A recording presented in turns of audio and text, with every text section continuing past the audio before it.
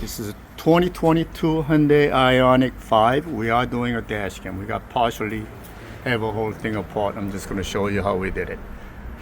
This back panel, zoom out.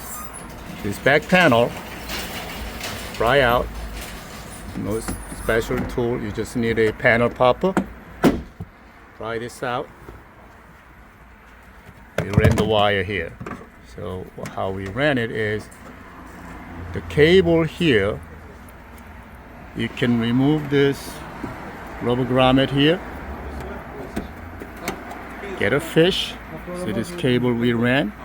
You're gonna poke a fish rod here. I'm gonna show you. All right, get a flexible snake. I'll put a link on the description on it. So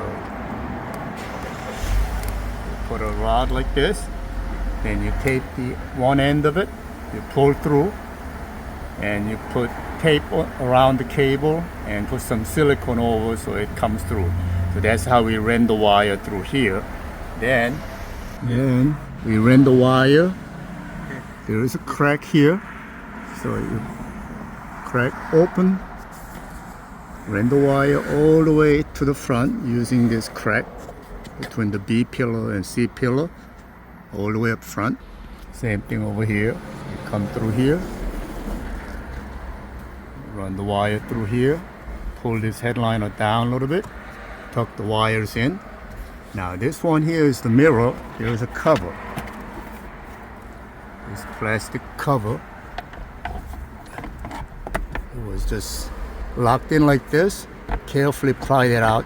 Do not use a metal panel popper because if you pry against the glass, you will crack the windshield. So carefully pry this out. This comes out. There is a cover on the middle. This comes out. So that was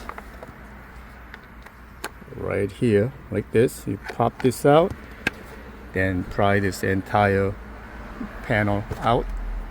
That'll give you an access for the wire to run up here. So we're gonna run the wire down and stick the dash cam right there. And we're gonna put this panel back together. I'm gonna show you where we grab the power. This is the driver's side panel. So once you have the wire run down to power wire run down to this area, this just pops out like this. So you can run the wire through this pillar down here, hide it, put this rubber gasket back in. This panel comes out so you can run the wire through it. This is the main fuse box right here underneath. I'm going to show you online what wires what. So there is a constant plug here and ignition plug here. I'm going to show you on DirectX website. It shows the constant and ignition power. So I'm going to show you exact picture of what it is. Okay, this is a DirectX website. So if you need to get the ignition wire,